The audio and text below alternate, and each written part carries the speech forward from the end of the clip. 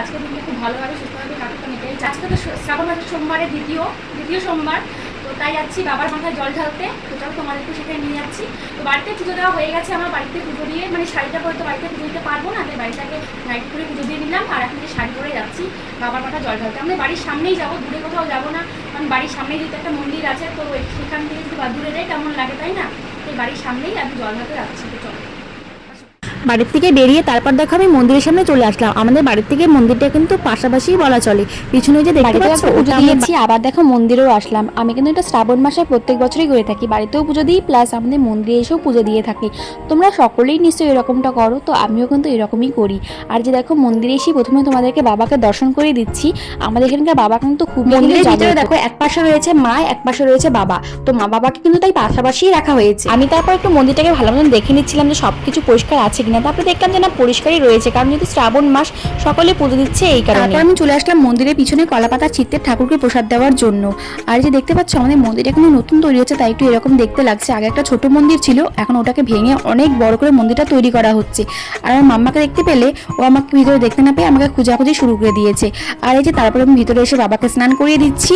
আমাদের এখানে চড়ক ঠাকুর কিন্তু খুবই জাগ্রত, চৈত্র মাসে এখানে অনেক বড় করে পুজো হয়। তোমরা যারা আমাদের এখানকার আশেপাশে রয়েছে তোমরা তারা সকলেই জানো, তবু আমি বলছি। তো যা অনেকে দেখি যাদের বাচ্চা কাচ্চা হয় না, তারা এখানে এসে মানত করে যায়, তাদের সেই মানতটা কিন্তু পূরণ হয়ে যায়। আরও অনেকেই এসে এখানে কিন্তু মানত করে যায়, তাদেরও কিন্তু সেই ইচ্ছেটা বাবা পূরণ করে দেয়। তো তোমরাও চাইলে এখানে এসে মানত করতে পারো, বাবা তোমাদেরও কিন্তু সেটার ফল দিবে। তো দেখো দেখতে পাচ্ছ, তারপর আমার পাকা বুড়িকে আমাকে বাবাকে স্নান করতে দেখে ও নাকি স্নান করাবে। আমি বললাম যে ঠিক আছে করিয়ে দাও। তারপরে যে দেখো ও আর কি জল ঢালবে, বাবাই ওকে ভিজিয়ে দিচ্ছে, পড়ে যাচ্ছে, দেখতেই পেলে তোমরা। আর তারপরে যে দেখো আমার তো পুজো দেওয়া কমপ্লিট হয়ে গেল প্রায়। আর যে দেখতে পাচ্ছ পিছনে এই যে ভাইরা যা আছে এরাও কিন্তু এখানে পুজো দিবে।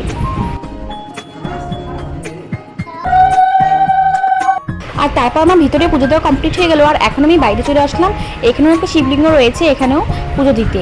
তো এই দেখো আমার আগে আমার মাম্মা কিন্তু এখানে পুজো দেওয়া শুরু করে দিয়েছে। তো কি বলবো, আর ও আমাকে বলছে মা আমি আগে করাবো। বললাম যে ঠিক আছে করাও, বাচ্চাদের কিছু কিছু জেদ একটু মেনে নিতেও হয়, কি করবো আর কিছু করার নেই, না মানলেও কিছু উপায় থাকে না। আর যে দেখো এখন আমাকে যে উলু দিতে দেখেছে, আর মামাও কিন্তু যে দেখো উলু দিচ্ছে, দেখতে পাচ্ছ পাকা বুড়িকে।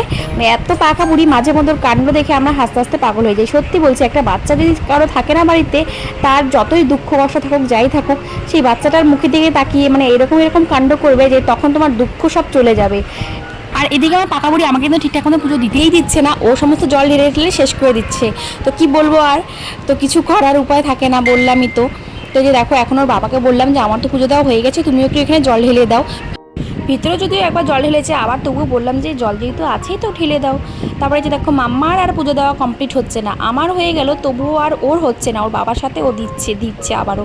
তারপরে যে দেখতে পেলে আর মাম্মা কত সুন্দর করে ঠাকুরকে নম করে দিচ্ছে। আর তারপরে যে ভিতরে দেখো চলে আসলাম এখানে ঠাকুরের একটু জল নেওয়ার জন্য, কারণ মাম্মার না শরীরে মানে গরমে শরীরে খুব কষ্ট হয়। দেখো তাই ভাবলাম মাম্মাকে একটু মুছিয়ে দিব ওই জল দিয়ে। আর তারপরে যে দেখো যারা মন্দিরে ছিল তাদের সকলকে প্রসাদ দিয়ে এখন আমরা বাড়িতে চলে যাচ্ছি। আবার মাম্মার দেখো জেদ শুরু হয়ে গেছে, ওর বাবাকে নাকি এখন ওকে দোকানে নিয়ে যেতে লাগবে। তো দেখো তাই ও কিরকম করছে, যেন মনে হচ্ছে রাস্তাতেই পড়ে যাবে। তো কি বলবো আর আমার পাকা বুড়িটাকে। তো আজকে ভিডিওটা আমি এখানেই শেষ করছি, তোমাদের কেমন লাগলো জানিও। তো তোমাদের সাথে দেখা হচ্ছে নেক্সট কোনো ব্লগ ভিডিওতে, ততক্ষণের জন্য সকলে ভালো থেকো, সুস্থ থেকো।